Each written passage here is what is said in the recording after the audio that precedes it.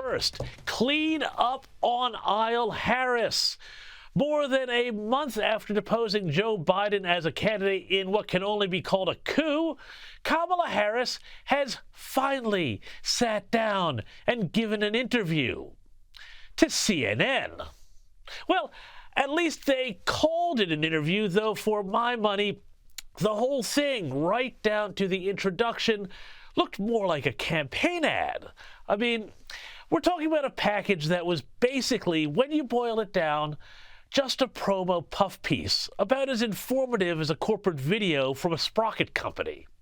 And while I have no idea whether the Harris campaign got the questions ahead of time, the entire interview seemed to have been scripted with the goal in mind of getting Harris on the record answering a few difficult questions. The only problem is, scripted or not, Harris wasn't very good at answering them. And not only that, she had to have along with her her emotional support puppy, a.k.a. running mate Tim Walz, sitting there as well, looking a bit like someone's dad when they go for an interview at McDonald's. Now, the interview started with an obvious question. Day one, it's going to be about, one, implementing my plan for what I call an opportunity economy. I've already laid out a number of proposals in that regard, which include what we're going to do to bring down the cost of everyday goods, what we're going to do to invest in America's small businesses, what we're going to do to invest in families, for example, extending the child tax credit to $6,000 for families for the first year of their child's life, to help them buy a car seat, to help them buy baby clothes, a crib. There's the work that we're going to do that is about investing in the American family around affordable housing, a big issue in our country right now. So there are a number of things on day one. So that's what they're going to do on day one, mostly a bunch of platitudes. And for a moment, it looked like this might have turned into a tough interview because CNN's Dana Bash, well, actually asked a follow-up question. You have been vice president for 3.5 years. Yeah. The steps that you're talking about now, why haven't you done them already? Well, first of all, we had to recover as an economy, and we have done that. I'm very proud of the work that we have done that has brought inflation down to less than 3%. The work that we have done to cap the cost of insulin at $35 a month for seniors. Donald Trump said he was going to do a number of things, including allowing Medicare to negotiate drug prices. Never happened. We did it. Again, it's pretty clear what happened here. After much negotiation, the Harris camp and CNN managed to pull together an interview that would allow CNN to look like they were asking a few tough questions, and for Harris and Walz, it was a chance to do some cleanup. Meanwhile, the rest of the program turned out to be a great rah-rah rally for Harris. So, it was only natural that there would also be questions about Bidenomics. You maintain Bidenomics is a success. I maintain that when we do the work of bringing down prescription medication for the American people, including capping the cost of the annual cost of prescription medication for seniors at $2,000, when we do what we did in the first year of being in office to extend the child tax credit so that we cut child poverty in America by over 50%, when we do what we have done to invest in the American people and bringing manufacturing back to the United States so that we created over 800,000 new manufacturing jobs, bringing business back to America, what we have done to improve the supply chain so we're not relying on foreign governments to supply American families with their basic needs, I'll say that that's good work. There's more to do, but that's good work. Oh, hard-hitting stuff there. Now, indeed, one thing she wants you to know, though, is that despite having taken multiple positions on everything over the course of her career, Kamala Harris, well, her values, they have not changed. The most important and most significant aspect of my policy perspective and decisions is my values have not changed. Let's be clear, my values have not changed. That value has not changed. My value around what we need to do to secure our border, that value has not changed. And with that out of the way, well, the interview was pretty much all happy talk. You know, how the nieces were over doing a puzzle when Joe Biden called to say he was stepping out of the race. And then there was also this.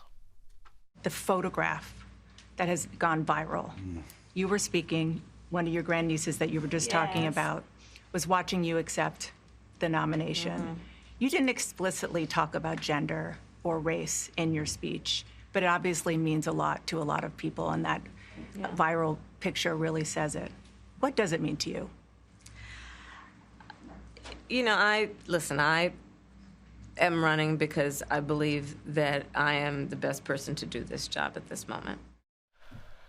What a masterful bit of propaganda by CNN and the Harris campaign.